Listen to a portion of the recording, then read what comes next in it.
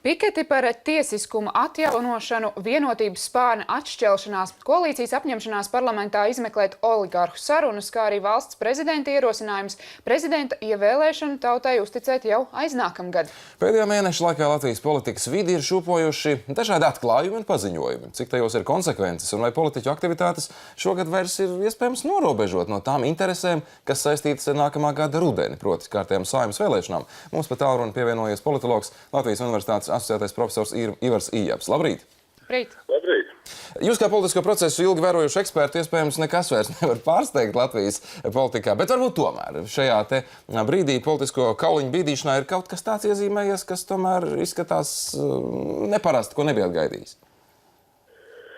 Ir droši vien sācies tāds, kā mēs sakām, turbulents periods, gatavojoties uz nākamā gada vēlēšanām, īpaši tajā saucamajā labēji centriskajā latviskajā politisko partiju spārnā. Un tur mēs redzam, ka parādās visādi jauni veidojumi, viens otrs atkal kaut kāds šķeļās. Un tas viss, protams, liecina, ka būtisks atskaites punkts ir tas septembris, jo, ja kāds grib dibināt kaut kādas jaunas partijas, kuras varētu kandidēt nākamgad oktobrī uz Saeimu 13.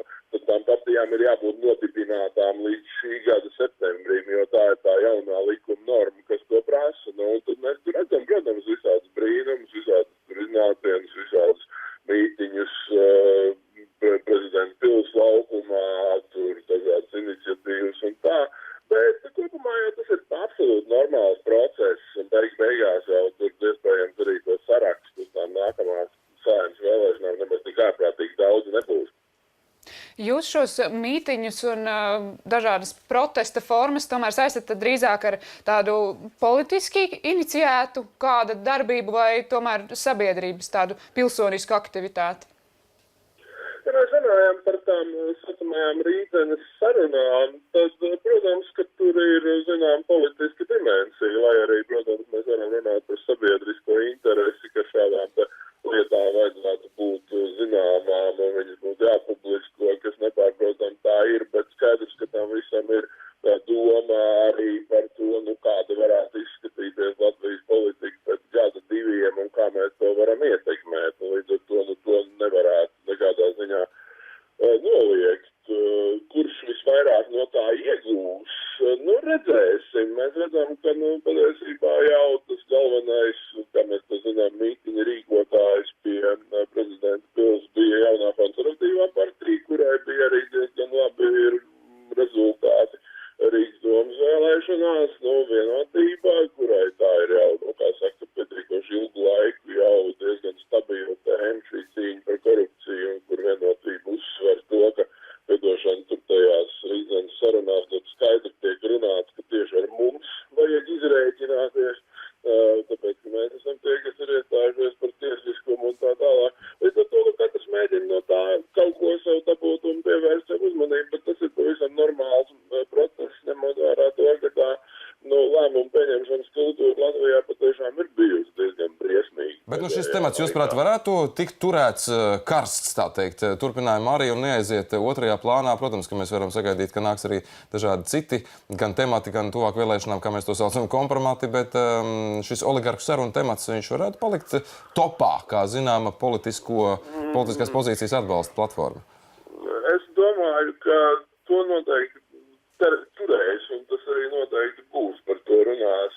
Kā mēs to zinām, tā parlamentārās izmeklēšanas komisija būs, un viņa strādās, un ir skaidrs, ka parlamentārās izmeklēšanas komisijas ļoti bieži ir saistītas arī ar, diezgan plašu publisku rezonanci, tā skaitā arī priekšvēlēšanu kampaņu kontekstā. Kas attiecās uz citām lietām, es neesmu drošs, kā cienījumiem zemkopības ministram Jānim Dūkovam stāv priekšā ļoti viegli mēneši, jo ir skaidrs, ka viņš ir viens no tiem, kas tajās sarunās vismaz tīri hipotētiski ir iezīmējies diezgan skaidri ar tādiem pietiekoši problemātiskiem izteikumiem, un līdz ar to viņam varētu būt diezgan grūtas dienas priekšā rudenī. Kas attiecās uz pārējiem, pārējie jau tur mēs redzam, ka liela daļa no viņiem jau vairs nav aktīvajā politikā vai vismaz netaisās kandidēt uz nākamā gada Saeimu, bet tas, ka tas būs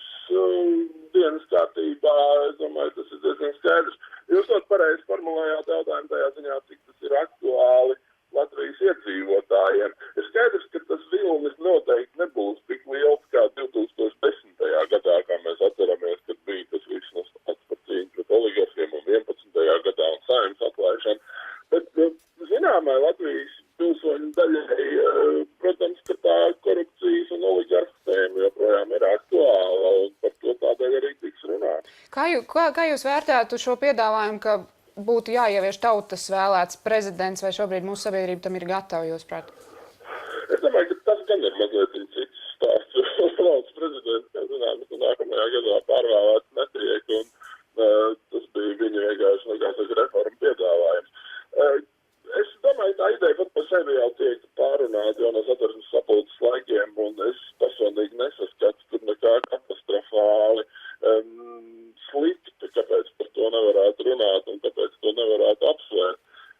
Ja mēs paraugamies uz to, kāpēc valsts prezidents par to runāja, tad tā viņa runa pēdējā Saeimas sēdē šajā iepriekšējā sesijā bija drīzāk veltīta tam, cik neefektīvi strādā parlaments, veicot noteikts reformas, un šajā ziņā prezidenta vēlme bija stiprināt izpildu varu.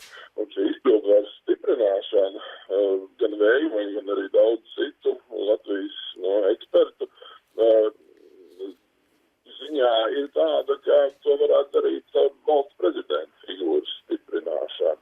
Un valsts prezidenta figūras stiprināšana savukārt paredzētu to, kā viņš tiek tieši vēlēts un viņam tiek piešķirts plašāks pildvaras, piemēram, nevis tikai nosaucot ministra prezidenta kandidātu, bet arī iespējams pārējos ministrus un arī ļaujot viņiem viņus atsaukt un tā tālāk. Īsakot, tā ir normāla politiskās sistēmas reforma, par kuru var diskutēt, par to, vai tam ir pašreizējā Saeimā vairākums. Es galīgi neesmu drošs, bet par šādām reformām domāt ir ļoti normāli, un es domāju, ka mums vajadzētu arī kādreiz beigt tomēr izlikties